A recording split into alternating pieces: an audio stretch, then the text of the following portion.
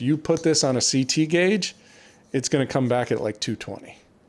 Which is super low. It's going to read super slow by USGA standards. Right. Similarly, that's, if you go to a TaylorMade carbon face, we're told that's about what you'd get as well. Yep. So you get in this weird situation where the USGA had to create essentially some math to account for the different behavior of a carbon face. Right. That math gets applied to new materials as well. And so you created math to close a loophole. That math has its own bit of loopholes. And again, really the objective here is to achieve. It is what it is. Doesn't matter. Fine. What's up, everybody? Checking levels. What's up, everybody? I live in NoPuttsGiven. Chris and Tony, we're back. A couple weeks off there, holidays. And really, it's kind of like a couple bears hibernating. We needed to stock up our energy and food for what promises to be another healthy dose of release season. It is that time. You feeling well rested? You good? Well, it was like you kind of rang a bell there with your coffee mug banging on the mic. That worked. It's like release season. Yeah. No, I'm not. There's no rest. There's no rest. Okay, so let's set the stage real quick for people. It's January. There's going to be a lot of new equipment coming out. We're going to do our best to handle some of it in an in-depth fashion throughout that month via NoPuttsGiven. Try to dive into some of the stuff. We may not be able to cover 100% of everything, but 100% of everything will be on the site. So there'll be articles, posts, things like that. Yeah. Is that a Guinness shirt, Tony? It is. This is the Sunday Swagger, one from the Sunday Swagger Guinness collection. If I'd really had some forethought of planning here, I would have actually stopped and picked up some Guinness. I was going to say that'd be a great pre-show, during show. During show, beverage. After this show. All the shows. Yeah, might need more than one of those to make it through January. But if you're so inclined to dress like Tony, or pick up one of these hats. Actually, I kind of like the 5-panel kind of situation there. Spy 20, SPY 20. We'll post a link stuff below. You can get yourself a nice little discount. Okay. Look it up. What was they just did another collab too, I thought, or it's coming. The Uncrustables is tough to. You're a big fan of the Uncrustables, who isn't? Yeah. I mean, let's be honest. Got the Dole. There's like a collab with Dole. So like if you pineapple Dole? Pineapples like bananas. So monkey business polo. Okay. Kind of a teal with bananas. Monkey business sounds that's good for your golf game. That sounds about right. So yeah. Okay. Always fun. It's always fun. I like it. All right, here's our hit list for this week. We got Mizuno stuff. We got irons. We got hybrids. We got fairway woods. We have a bunch of golf ball stuff. Callaway, Chrome, all things Chrome, Chrome Tour, Chrome Soft. We got a left dash situation from Titleist we have to discuss, and maybe even a new Fujikura Ventus. ... Sure. Where do you want to start? You pick. We got to cover Srixon too, right? Did you mention Srixon? Let's start there. Srixon snuck up on us. Yeah. We forgot to this one was before break. Yeah. Kind of end of last year. When did this happen? Sometime when we weren't around. It was a Q4 kind of release in there. Srixon snuck it in before break, which isn't a bad idea. However, it's an interesting one to me. We're talking about the ZXiR. And ZXiR HL. HLs are all the rage now. Everybody's HLing it. I know. We told you. We told the industry. We tried to tell you. We tried to tell you quite a while ago. But ZXiR is going to kind of fit this spot where the 4 model used to be, right? You had the blades, you had 7 as kind of the 7 model was that player's cavity, the 5 kind of more that player's distance, and then this is a super interesting places what's in that area that's kind of, I don't want to say below, but transitioning between players, distance, and game improvement. I feel like 80% of golfers should at least look at an iron in that category, and that's where this ZXiR kind of comes in. Yeah, I mean, so just some numbers from John Barba, again, excellent article on this, but 85% of iron sales are either game improvement or super game improvement. So as much as we love players' distance and certainly the kind of this Mizuno-y stuff that we'll be talking about here in a bit, that is just beautiful. Thank you. Money is made in the game improvement space, and Srixon has traditionally not been strong there. Mm-hmm. It was kind of, in fairness, right? That was for a good bit of, Srixon's memory as much as any of us can recall. Like that was where the Cleveland stuff fit in. Right. We've kind of gotten away from Cleveland everywhere but the wedge category now, by and large, and so. Now we're trying to figure out how to make up ground in the category where money is spent as the Srixon brand. So that's where ZXiR and the HL fit. Mm-hmm. Yeah, and it's going to be. I think they did do a smart thing by continuing two things. One, the eye alloy kind of construction. They introduced that in the most recent edition of the 7s, where again we're basically getting kind of different types of metal, still forged according to their process. We'll talk more about forging too when we get to the Mizuno stuff, but kind of keeping the key technology. So this very much sits still in that ZXi family. So it feels like it is really the most game improvement iron in that family. It doesn't feel like they're trying to take something from like Zexio or an older Cleveland model and level it up, so to speak. They're kind of taking all that stuff that makes ZXi stuff and adding some game improvement features to it, including the HL, which you mentioned is becoming all the rage. Everybody's got it. Yeah, you got to have an HL now, right? So who knew? Interesting. I thought like usually when we talk about like these new alloys, whatever category, right? It's always speed. But with Srixon, it's more about feel. So it's super interesting that you only find it in the short irons, kind of that clubs that are centered around precision and feel more than distance. So a little interesting thing in the design, I suppose. You still get the VT sole, which just everybody who tries it seems to love it. We think it contributes to the better feel as well. And then, as we mentioned, the HL, the higher launching variant, so more of that. Wouldn't be fair to call it like old school spec. Like they're still strong, but not as strong, designed for golfers who need a little help kind of achieving those desirable peak heights and steeper descent angles. So, yeah, I love it. I think it's going to be a winner for them again. And we're not talking $250 a club. We're talking. Well, I mean, it's still, welcome to the new world, right?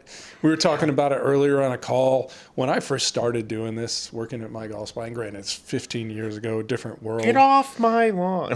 Right? But like it was, the game improvement irons at the time were $5.99 steel, $6.99 graphite. Right? And they kind of have slowly crept up. Yep. And Srixon does some really nice stuff, right? You're not gonna, and thankfully most brands have gotten away from it now. But you're not gonna find unplated irons in the Srixon lineup. You're gonna get a nice finish on everything. But $10.99 steel, $11.99 graphite, 7-piece set. So so 7 for $1,100. Again, you're maybe not quite at that $200 a stick price point, but $200 is kind of, people are encroaching on that $200. Certainly, players category, most stuff is $200 or up.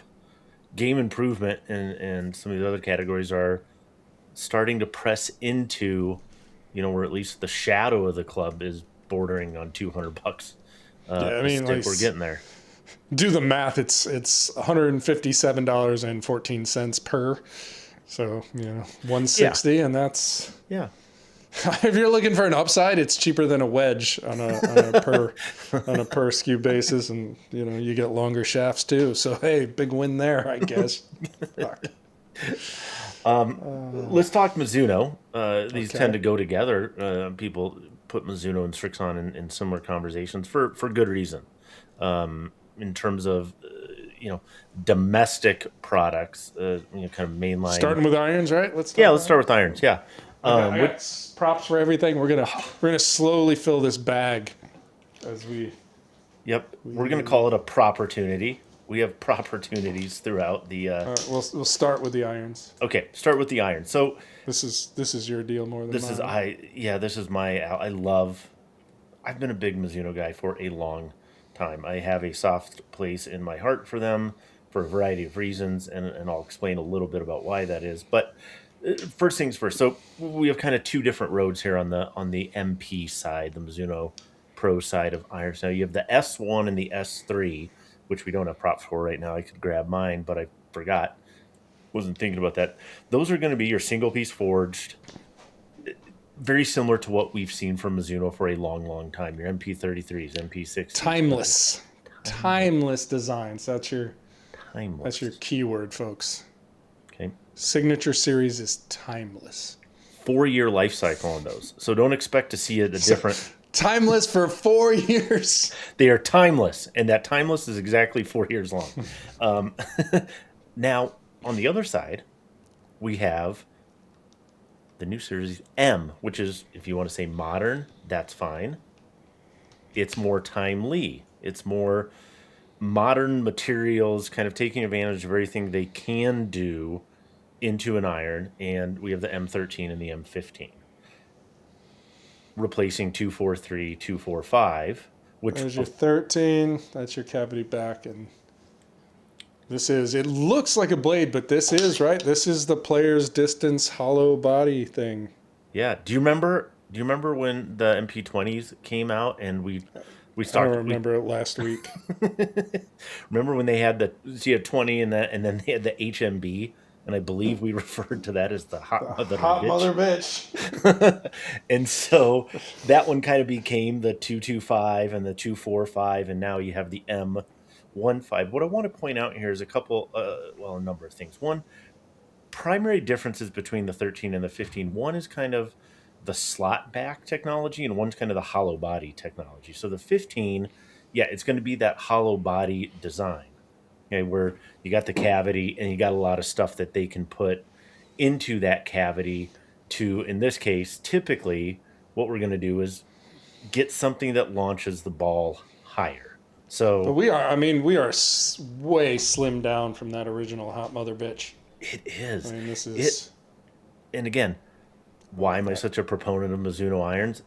They don't compromise on a couple things that are important to people that like the irons. One being how they look. They're constantly looking for ways to, if they can, make that footprint a little more compact. So typically we're talking, at least visually, how the club looks from heel to toe. We're talking about that top line, how thin it is in some sense, but also how the kind of top line flows into the hosel. And look, this is the 13, and that is no joke. No.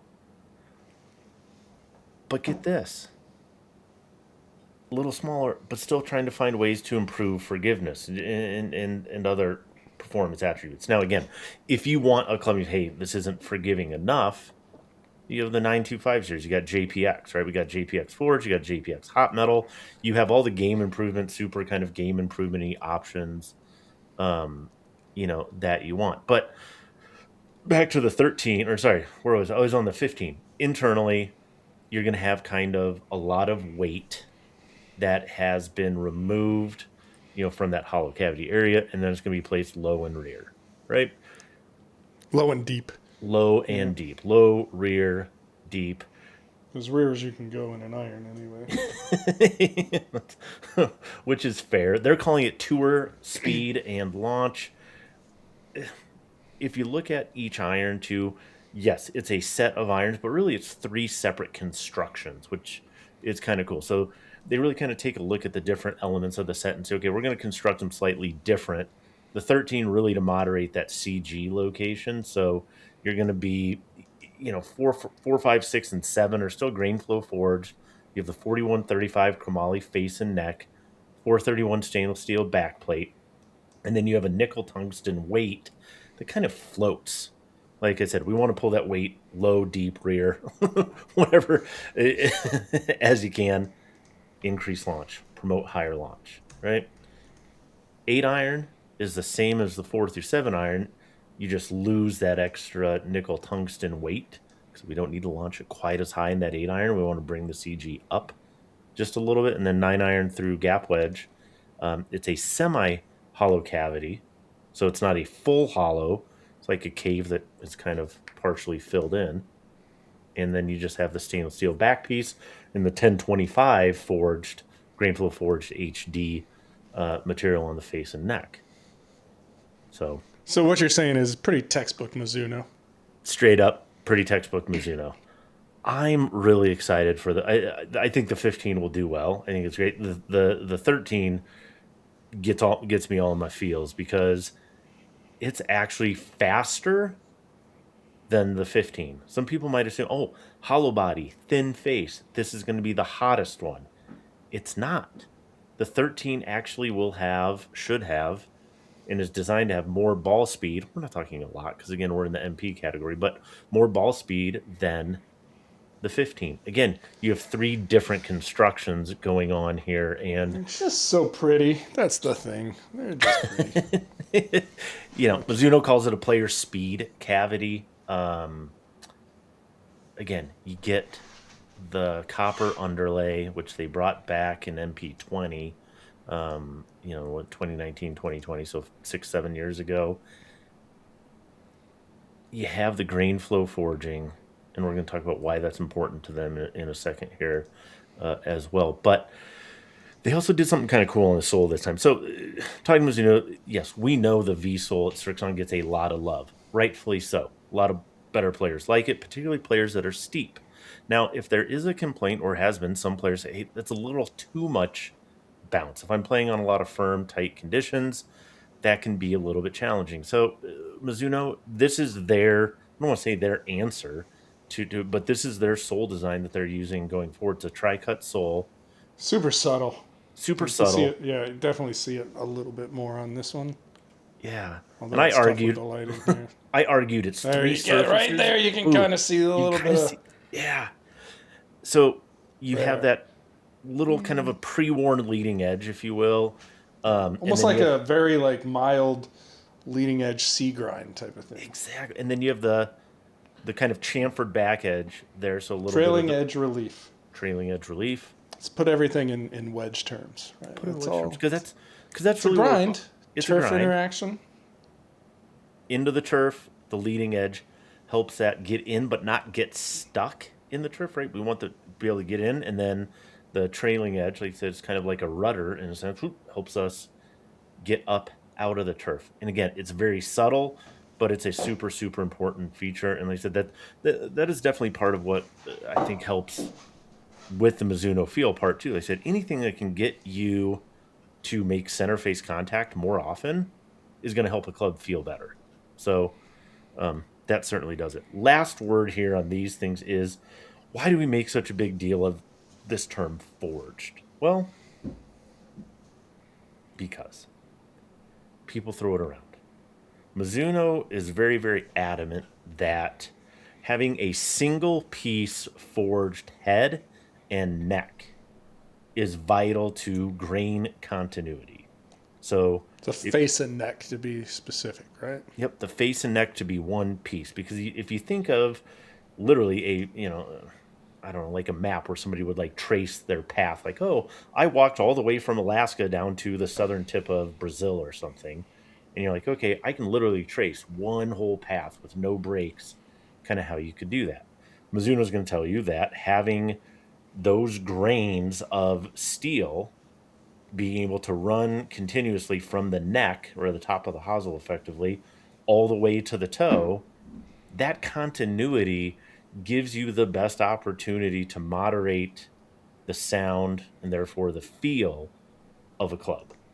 And if you're doing things like breaking that apart into multiple pieces, where maybe you have a forged face that's inserted into a cast body, is that really forged? Well, the piece you're hitting kind of is. Some people, Some people have done this where they've had a forged back plate, that's put onto a different structure, or like right. If anything is forged, we'll call it forged. Yeah.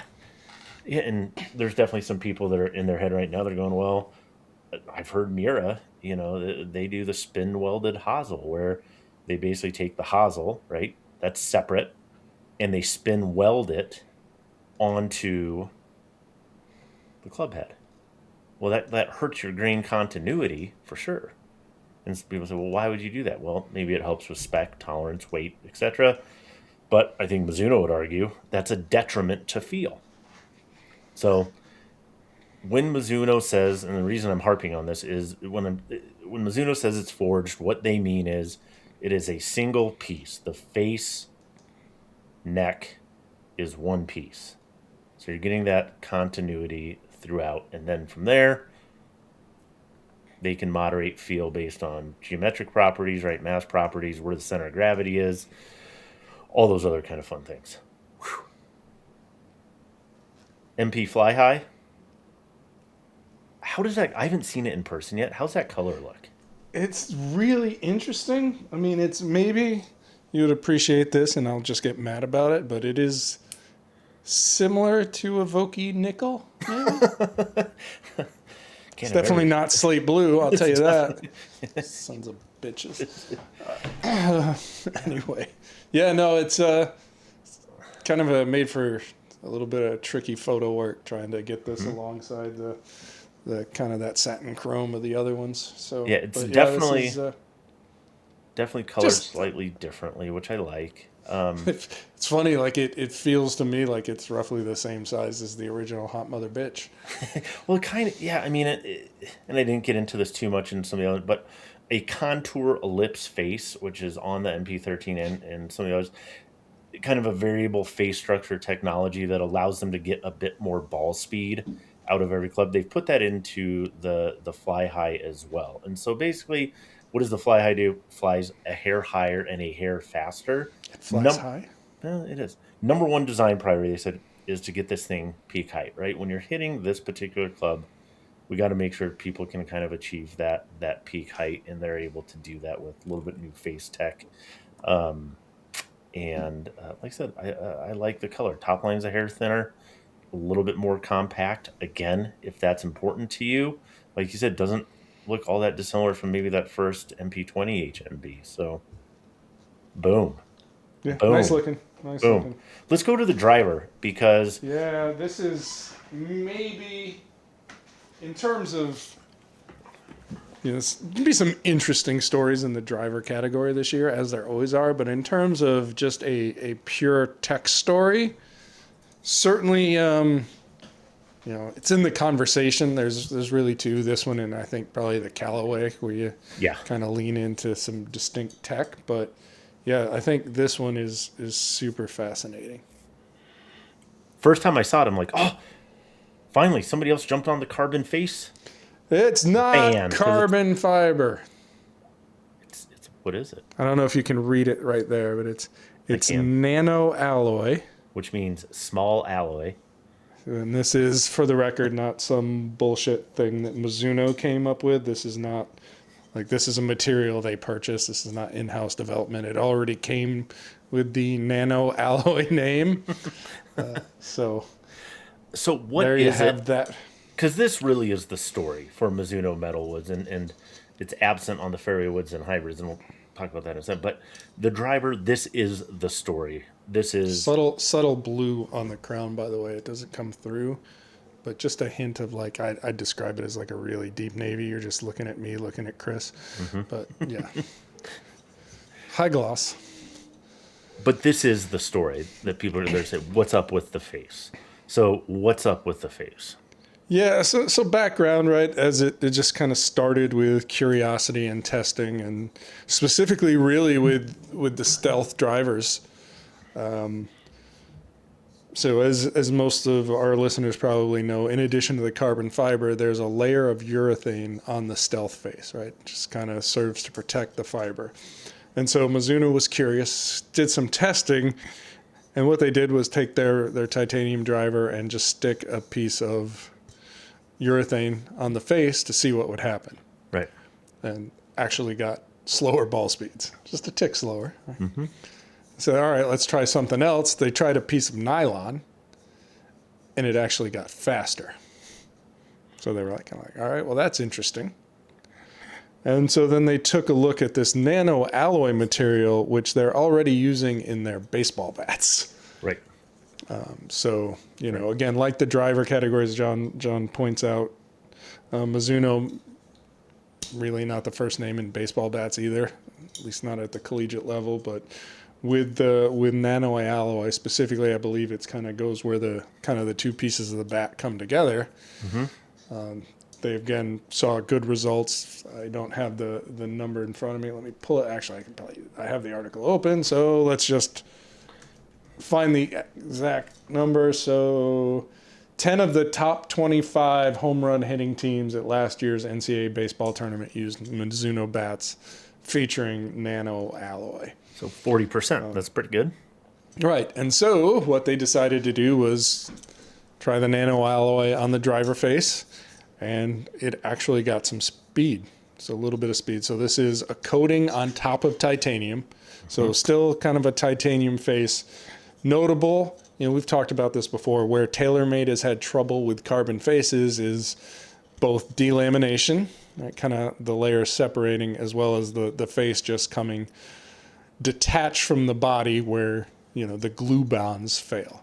So here, this is not a glue bond. This is traditional welded construction. So face welded onto the body with this nano alloy coating. Yep. And like I said, so benefit here is a little bit more speed and not otherworldly claims. So, you know, the number they gave is whatever the test condition, probably right around 100 miles an hour. Mm-hmm. They went from 155.08 to 155.35. So not world changing. Again, tenths of miles an hour, a real honest assessment of it, but faster is faster nonetheless. And it's really, you know, we talked about TaylorMade, but you can kind of go back to you always think like, where have we heard similar stories? Where can we kind of trace evolutionary moments or even validation for what a company is telling you? Yep. And so part of what they claim here is, right, like at a given speed sort of changes the way the interaction with the golf ball behaves. And they liken it to essentially making the ball play as if it was a higher compression. Right. So without it feeling like a higher compression. Right. And so you got to go back to when Bridgestone, for example, came out with the reactive cover. Again, they talked about, well, you know, the material behaves differently at different speeds. That's kind of similar to what we're getting at with the nano alloy here. So at impact speeds, you get, call it more responsive behavior. Mm-hmm. I thought kind of the piece that's super interesting in all this too is, we always talk about, all right, what's CT limits? Yeah.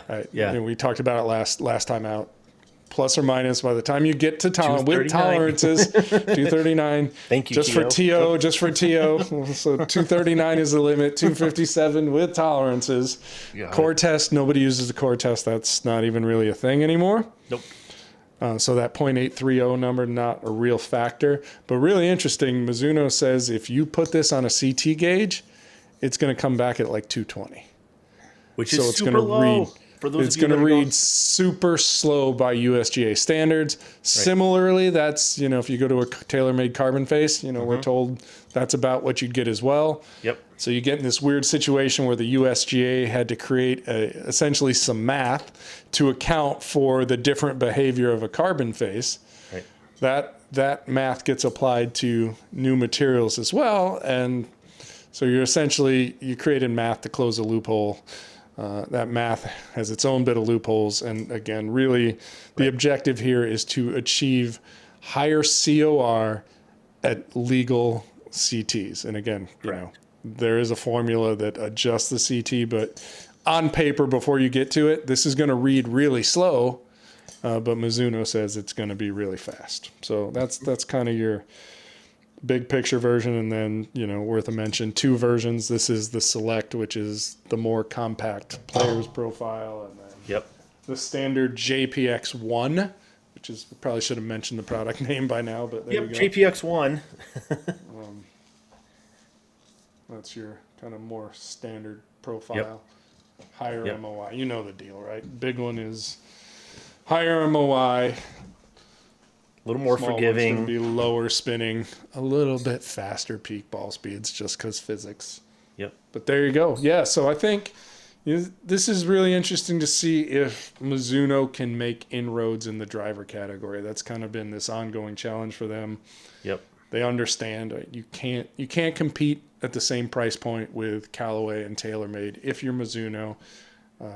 So consider that a preview because this is a $600 driver, which is going to be on the low end for the market this year. So yep, it's definitely going to be on that low end of that. And like I said, my big takeaway from that, and I've hit it a couple times so far. I haven't tested it head to head, so I don't want to get into any data yet or anything like that. But the concept of kind of stealing compression from a golf ball, that's a concept that I think will resonate with consumers, where it's kind of like, okay, if you understand, and we've told you this a million times, so hopefully you do, is that to a large degree, compression in a golf ball is speed. You can make a golf ball much faster. Anybody can do it by just jacking the compression, and that's certainly a thing, right? We see it with, like Chrome Tour, Triple Diamond, the Left Dash world. These, Wilson staff, I guess, as well. MaxFly Tour X tends to be up there, not as quite as high as those other ones, but Bridgestone Tour B.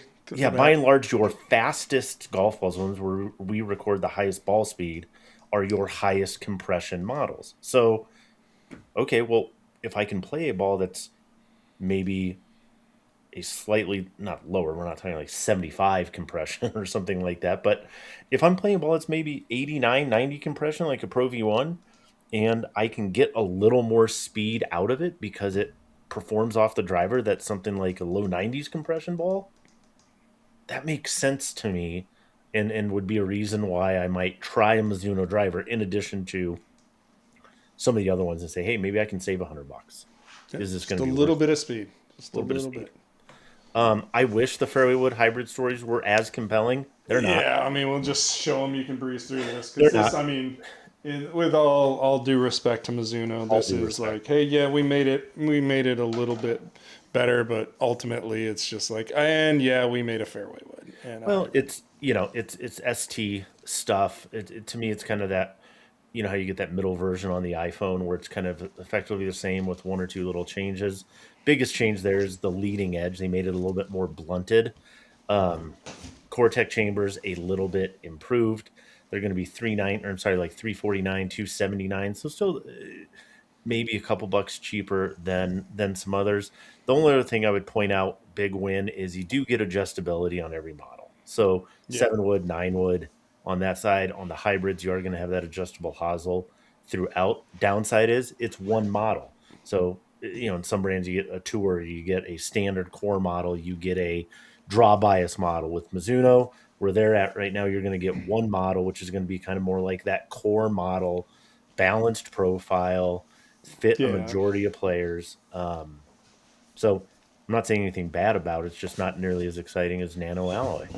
No, and I think like the fairway wood profile, I like. It's a nice shape, no issues with it. It looks great. It's clean. It's simple. There's nothing wrong with it. It's just, But again, to your point, with the hybrid in particular, right, where it's a, Mizuno, like other kind of smaller challenger brands in the wood category, tends to just have one. And when you only have one, it tends to be either mid-size or even slightly large. And so if I'm gonna give you a knock on the hybrid, it's just a larger shape than I like. Yeah. But I say that knowing that I'm a guy who tends to gravitate towards slightly smaller hybrids. Yeah, exactly. So again, nothing the matter with them. Excited to hit them. Won't be surprised at all if they test really well. It's going to be a solid product, I'd imagine. Let's talk some golf balls now. So we have some golf ball things, and then we have to get into that. All things chrome. Do you have anything chrome and toury and soft? Do you have? Let me stack them in the right order. There we go. All right. So, new line from Callaway. Give me the top level thing. What's got you going here? Yeah, so a couple big changes, if you will. So there is a new mantle material. Do you remember what it's called? It's like off the top of your head. New mantle. Yeah. It's a new mantle. I'll go digging for the official trade name. It's probably hyper super fast. Super hyper fast. Again, mantle. Mantle's that piece, right, that sits in between the core and the cover. So our multi-piece designs, we're not talking about the middle of it. We're not talking about the cover, which is some type of urethane either. So Tour Fast. It's Tour just Fast. the Tour Fast mantle. There we go. So this is the thing, new material in the mantle layer, and it's a little bit firmer, but it was described to us as like a tighter spring. So more responsive, more speed there. Now, again, we mentioned slightly firmer, and as Chris touched on when we were talking about the Mizuno Driver, you don't necessarily want to compression jack to get speed. And so Callaway did some things to kind of soften the other layers a little bit to make these effectively longer, faster, but still compression neutral. Right. So that's kind of your big picture story, or one of the two. We can go model by model in a bit, but the other one here, and this kind of the feature, if you will, is, and it's, we've hinted at this previously. It's not a super sexy story, but it's meaningful, and it's precision paint. So a refined painting process to come closer to the extent possible of ensuring even paint coverage across the golf ball. And that's gonna, we've seen it in testing. We've told you about it. That's gonna help reduce the number of balls that wander offline and cuckoo balls. The cuckoo balls, right? It's cuckoo ball prevention is what we're talking about here. You can't see it. You can't tell, right, to the naked eye with the paint stuff, but we have it on good authority, and we've seen some things. We may show some pictures of ways that you might be able to kind of get an approximation of what it is, but ultimately it should show up in testing, right? Like, it's going to be one of those kind of large scale things that when you hit hundreds of shots, thousands of shots, and you're talking about dispersion patterns, you don't get a good sense on the dispersion or accuracy of a golf ball off one shot or two or even 5 driver shots. You get it when you hit thousands or hundreds, and then you can start to see some sorts of patterns emerge, right? You can say the same thing for, what do they call the seam? Seamless arrow. The seamless arrow seam, yeah. So, and again, this kind of the seamless arrow. This is a carryover from the previous generation, but it's when you're dealing with molds, right? And the two molds come together and they kind of interlock, and then when you take them apart, there's a little it's called flash, right? Little bit of urethane that got squeezed out. So the typical industry process is to take some kind of sanding wheel, just go right around the seam, and take out that flash. And when things go perfectly, no problem. But these are machines that as you can imagine, right? The sanding apparatus, belts, whatever, wear. Machines come out of calibration, and so we've seen situations where either not enough flash was removed or too much flash was removed, and you get almost like a slight channel where the dimples come together. And the point that Eric Loper at Callaway made is basically sometimes that sanding process, very often in fact, can alter the geometry of the dimples along that parting line. Right. And so Callaway's approach is kind of like, they're not precise in how they tell the story, but our read is they kind of like build up the material a little bit, right? More urethane than they want. And then when they sand, rather than going around and just removing flash, they kind of touch the whole golf ball, right? And make this kind of more even removal of material. Yeah. And again, so by kind of creating that balance, not having any interruptions at the seams, you are ideally reducing instances of cuckoo balls or aerodynamic disruptions due to the removing of the flash, so to speak. Yeah. You know me, I'm a big analogy guy.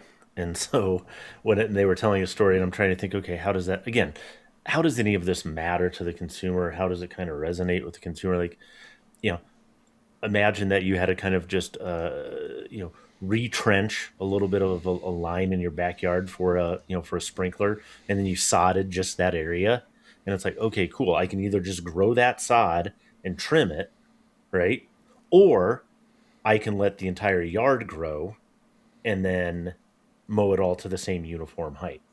And so what kind of Callaway does is they let the entire yard grow, mow it all down to that same height, and say, okay, that gives us a more uniform understanding of how the ball is going to kind of operate, as opposed to just mowing that one strip and maybe disrupting elements of that strip on either side. Would you play this ball? Yeah. End of the day, would you play it? I wouldn't. And again, it's one of those things, right, where we saw in the ball test, we touched on it, right? We had a couple chrome tours that made us a little uneasy. Yep. And kind of like, the quiet acknowledgement, I think my read is like, like we knew there was improvements to be made with the paint process. And worth mentioning, I touch on this in the story as well. While we're talking about it in the context of Chrome Soft, Chrome Tour, and Chrome Tour X, there is no new triple diamond this year. That's kind of the off-cycle ball for them. Right. But they're not painting them the new way, so to speak. So they get the new paint process, but it's the same construction. Same ball, new paint process on triple diamond as well. As far as kind of the individual model stuff, so Chrome Soft, again, these are all very similar constructions, just kind of slight differences, but 4-piece, right? Red Box, again, similar performance, right? Just a little bit more speed. Likewise, Chrome Tour.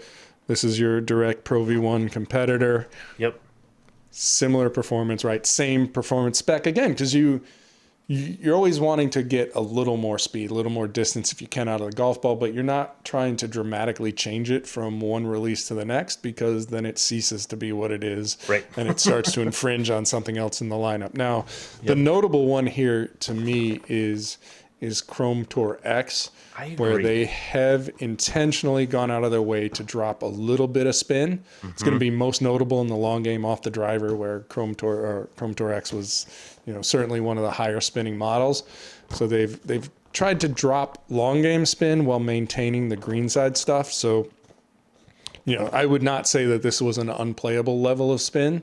It wasn't that extreme. Like, it wasn't where Kirkland was in the previous generation, or where we've seen TP5. But on the higher spinning end, taking a little bit of spin out. Now, if you're a kind of middle of the road Chrome Tour guy, it's probably not going to be enough of a difference to go, oh, I'm a Chrome Soft X or Chrome Tour X guy now. But if you're kind of on that bubble, you could find your way into Chrome Tour X, which is this blue one. And then this is the Chrome Tour. So that's intriguing. And again, I've said it before. I think based on just market share numbers, the most underappreciated golf ball in the market right now. Like, it has been too for several generations. Certainly, the last two, a really better than competent golf ball. Like, this is a really good golf ball. And it's largely ignored. So this is, if you're wanting to try something that's underappreciated, it's funny, like all the gravitation towards DTC brands and like, oh yeah, the underappreciated little guy. This is the underappreciated big guy right here. Right. And one last note on all of these, and this is again one of these little things where you're like, is it that big of a deal? But I really like. So you'll notice like the ball here. This is a white golf ball. If this was a triple track box, it would actually show triple track right here. And so the idea is like, there's an understanding that sometimes you just kind of going through the store quickly and you don't pay super attention, because it used to be like the little flag here. Yeah, it was more like a box of chocolates, right? Like, yeah. So this is just to make it more overt about what you're getting from the various, between true track and triple track and yellow and white and fucking cats, and whatever the hell else. At least what you're getting. So yeah, exactly.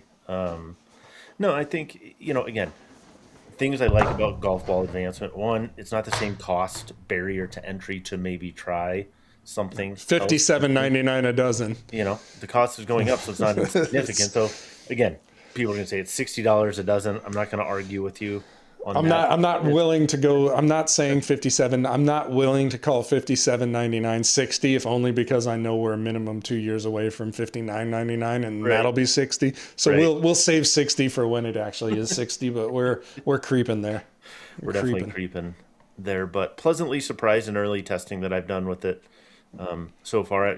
I'll just tell you right now, the Chrome Tour X is going to go head to head for me with Pro V1X, which is the ball that I've been playing last several years. Am I going to switch to Callaway? I'm not saying that, but I'm going to say it's going to go head to head, and we're going to give it a full fair evaluation and see what shakes out. And we did they had us again. So we were down with, we did the product presentation in Florida this year, and they stepped us through, right? The same challenge last time around. It's like, hey, our new balls are faster than the Titleist equivalents. And, the caveat there. So they wanted us to, hey, bring the Titleist ball you play, right? And we'll prove that ours is faster. Caveat being, if you play left dash, you can't play this game this year because again, that's not a real equivalent. See, that's the triple diamond, right? But yeah, I think all of us saw speed gains. Again, it's tricky thing to see in human testing where, from one swing to the next, we're not the same speed. We don't make the same impact location, but enough of a sample, and you start to go, yeah, like it's a little like this, but the trend does favor the Callaway ball. So I think, I think they're going to prove slightly faster for most golfers. But again, speed is just one piece of it, right? You need to fly it through the right window. You need the trajectory and the spin rate. So that's really, I think, that's what you need to be looking for on course. Trust that I'm going to tell you, I think it's a tick faster. It's not world changing in terms of that speed advantage. So I think it's not the reason I would buy a golf ball. No, you still have to defer to the other things. Now, if you want to talk about speed, let's do it. The one I have been waiting for, I want to say we've all been waiting for, but certainly primarily a lot of you. us. Yeah. I mean, this was this ball. The original was on tour in 2017, I think. We're pushing a decade. I know you don't like to round So up, I mean, this is 8 years between release cycles here. So here we have it, finally, Gen 2, if you will, of the Pro V1X left dash. And this is for me one of probably, as excited as I'm going to get about a golf ball release. I get excited about the Mizuno irons. You get excited about left dash. Here we go. Game on. So here we go. New left dash. Again, it's Pro V1X. That means dual core construction. That hasn't changed. Yep. Story here, a little bit faster, or at least a little bit longer. As we talked about, right? It's harder when you're playing in that extreme end of the compression space. It's a lot harder to get faster and stay conforming.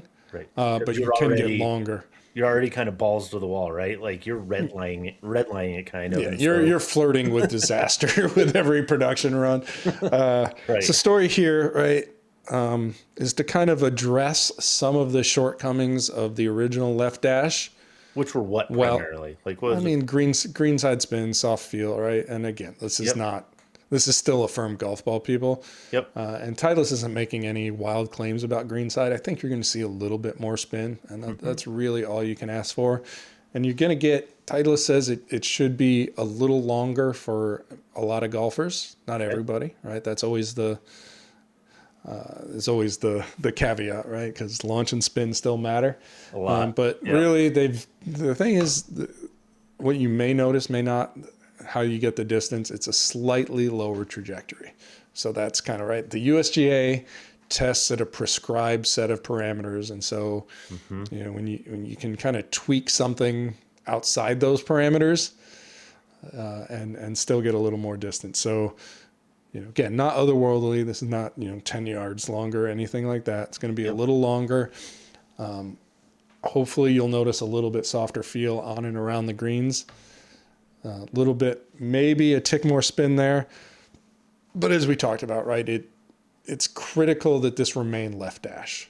Right. So if you take left dash and you start adding spin, you start getting closer to Pro V1X. If you bring the flight down too much, start getting closer to Pro V1. And so, right, everything needs to fill a distinct role in the lineup. And again, left dash is the high flying, low spin tour distance ball, right? Yep. Tour ball that kind of leans towards the distance side, and that's not going to change. It's just, why do you play it? Like, why is this a good ball for you, fits you? Because you, like I said, you've been waiting for this one. I can tell people all day long why Pro V1X is the best fit for me, but like, why does left dash work out so well for you? well, for me, like one, I do like the added distance off the tee, right? That's just, kind of like that. The other thing, I don't have a ton of problem generating spin. No, you do not. I can off any club, I'm going to be, for the most part, higher than average spin. Mm-hmm. And so like low spin helps me out there. And it was really interesting. So, I'd done the app fitting and kind of landed on Pro V1 last time around when I was out. I went back out in September to kind of get a preview of left dash, do the product presentation. So I've been sitting on this one for a while. Yeah.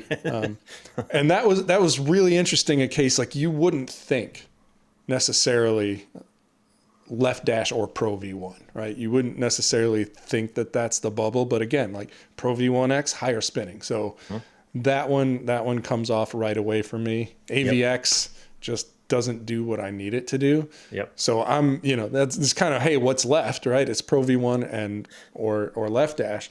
And it was really interesting. Off driver, off irons, you could make a case for either one for me. And interesting. The app actually kind of favored Pro V1. Okay. And then what we started doing, I was working with Brian over at Manchester Lane. He's kind of like heads up the ball fitting team. Yep. And we started looking at like little pitch shots, like 40, 20, 30, 40 50, yarders. 50 yards and less. Mm-hmm. And really, it was kind of tough to explain, but what we saw was that the stock Pro V1 would come out higher on those shots for me.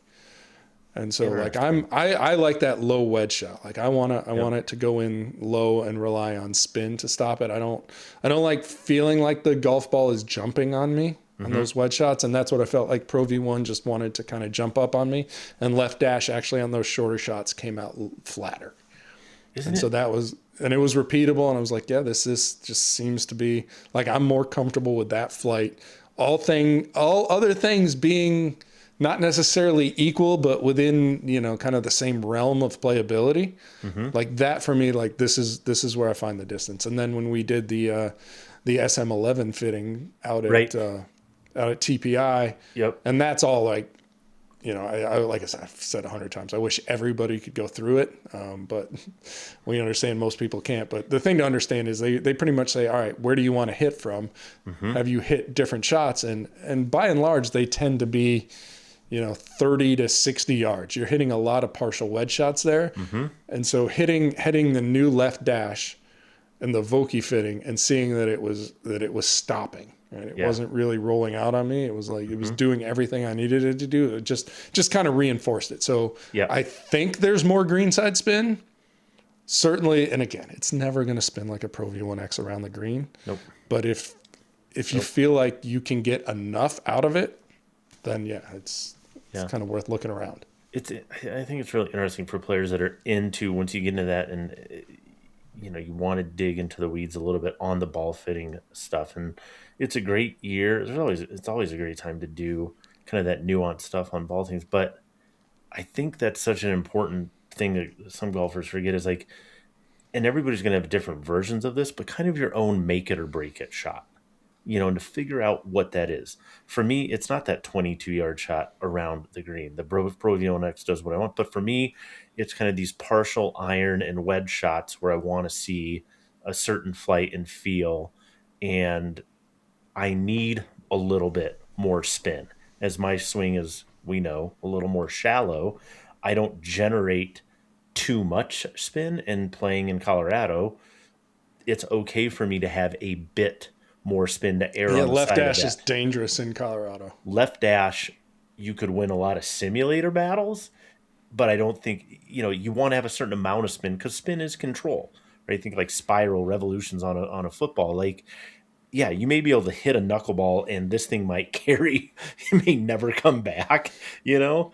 But in order to be able to hit different trajectories and have a playable, consistent trajectory, there's going to be different things that, okay, for you, I wanted to see that. And once you saw the type of shots that you wanted to hit, it was like, okay, decision made. And then that, yeah, and I think that's, we tell, like, people say I'm not good enough to tell the difference or things like that, right? The answer is, well, whether or not you're good enough to notice the difference, it's still there. But I think for everybody, there is, between balls, there's something you're going to notice. And admittedly, for some golfers, it may be as basic as how it feels coming off a putter.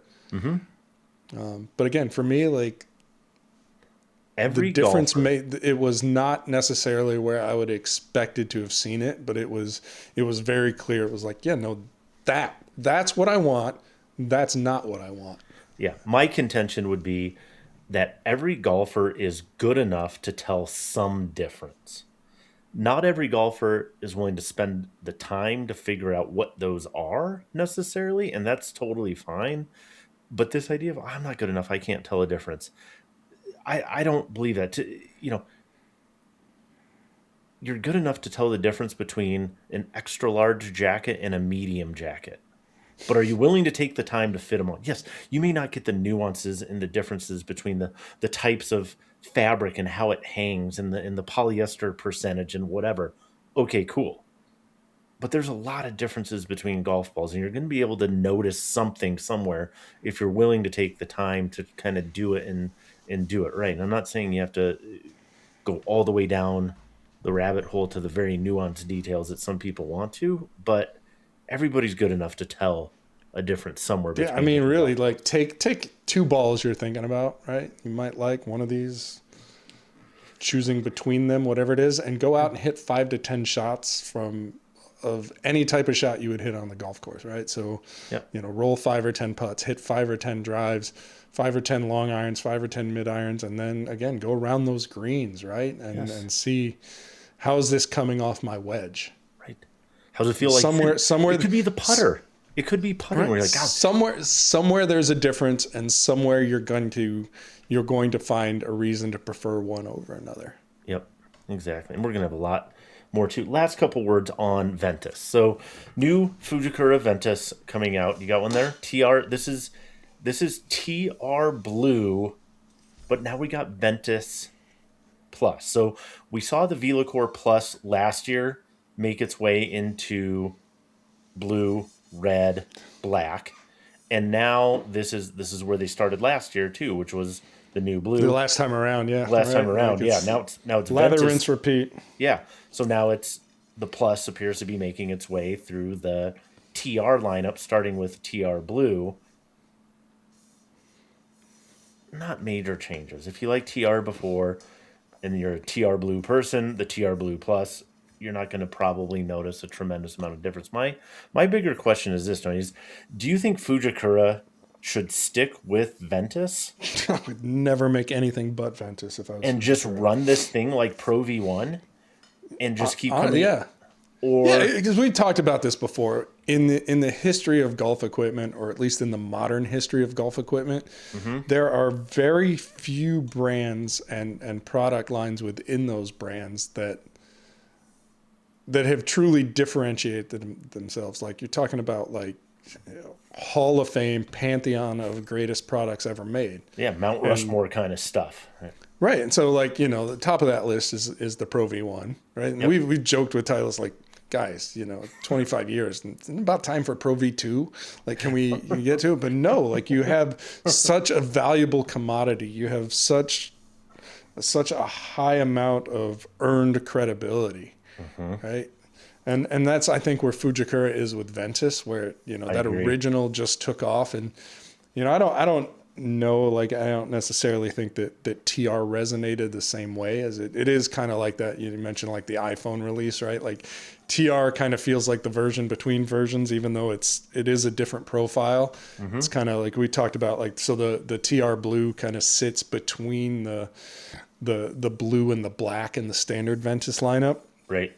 But particularly in the handle section, right? We're talking mainly that handle. Yeah, I would not. I would never not make, like, I wouldn't change the name. No. As much as, like, you tend to gravitate towards things that sound new and cool, but I think if you do change the name, you have to be very mindful about developing a different line or something, because like you said, the credibility that they've gained.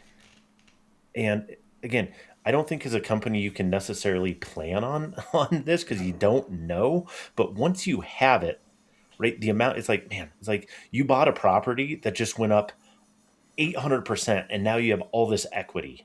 And it's like, well, didn't see that coming. Okay. Ventus in the VeloCore version has become. Yeah, I mean, that's one thing I would do is I would, I've talked about this from the first time we saw it happen. I would never, ever sell another Ventus watered down VeloCoreless bullshit version to another OEM. Right. And unfortunately, right, we'll see it come out of a lineup this year and go right back into another. And you're just like, guys, both ends, like, honestly, like, Stop Fujikura, what are you doing selling it to them? And guys on the other end, club manufacturers, why are you doing this? Why are you trading on this name in a way that basically misleads people who don't know? It cheapens both products. Yeah, you can say, I get it. Well, discerning golfers know the difference. I'm like, yeah, but you also are relying on the fact that some golfers won't. So I don't like that piece of it. Yeah, right. But otherwise, look, and I am way more excited about a new TR Blue now than I would have been a year ago. I talked about this, right? I was a Ventus black guy and kind of, either aged out of it or ate out of it. Either way, right? I'm not as fast as I used to be, and so I can't manage a Ventus black anymore. But I don't want to say downgraded. That's not the right word, but it's kind of stepped down into a different profile. Like TR Blue has just worked for me this year. So I've had it in a couple things. It's in my TaylorMade mini driver, and it's just fantastic. So, when we stop by kind of on a whim to see Fujikura, I'm like, please show me a TR Blue. Please show me a TR Blue. That's all. I just Eric Recker was like, do I have something for you? This is good news. Yeah, I'm excited to put this in a thing or two and give it a try. I hope they continue down this road as long as they can and do something to it. Not maybe unlike kind of what we've seen Graphite Design do historically with AD, their AD series, and now it's 34,000 different colors. But are all kind of moderated versions of more or less a single profile. But you have this Ventus family, and it's like, build that family out. Well, and we don't know what the full TR lineup will look like. Sure. But between the stock Ventus lineup and TR, you said you can predict the future, right? Yeah, I would bet unlimited sums of money that there's going to be a new TR red and a new black as well. Whether or not the white comes out in a TR, who knows? But there are 7 profiles within the Ventus family now, and that's without getting into different weights and flexes. Just 7 basic profiles. Yeah, like that's a hell of a catalog. Maybe you find a way to add another. Like I said, maybe there is a TR white or something. Some other extreme, if you will. Yep. But yeah, I mean, it is a fully formed or damn near family of shafts that just delivers outstanding performance. And again, just an absolute one of those products that has just taken off and just crushed the market, really. Yeah, it reset the expectations of the aftermarket shafts, tour level shafts, etc. Doesn't mean. And you've seen right, like you've seen others trying to chase similar performance, go about it different ways, right? Like Mitsubishi has tried some things. Artera tried something and got sued for it. And so we'll see. Yeah, and we'll see. Clearly, like the industry feels like, Fujikura found something here. And here we are, like, how many years after the original? It feels like 5 or 6 probably now. And it's still like it's still, and before this, it was like every year there was a hot shaft. Like this is the new hot shaft, and it kind of, it's the Project X Hulk this year, and now it's a Mitsubishi, and okay, it's a Fujikura speeder, and it just kind of jumped around. And since then, I feel like design, it's AD, DI, yeah, exactly. Now it's like, what is it this year? It's Ventus. What was it last year? It was Ventus, and the year before that was Ventus TR. Like it's just. Ventus. So yeah, I would just let Ventus roll forever. Cash cow, printing money. There's going to be more content next week. We have a lot of stuff. This was the light week, guys. So yeah, I was going to say that was that was light. The next 2.5 are. You better stick in. We may chaos. Multiple episodes, Tony. Multiple episodes. Yeah, we might have to do an intermediary. We might have to do like daily NoPuttsGiven. I'm sure people love that. Anyway, don't forget your goat. Spy 20 if you watched all the way through. Get yourself some Guinness shirts. You can look like Tony. Until next time. Go for the banana. I want the banana shirt. Love bananas. You are kind of a monkey.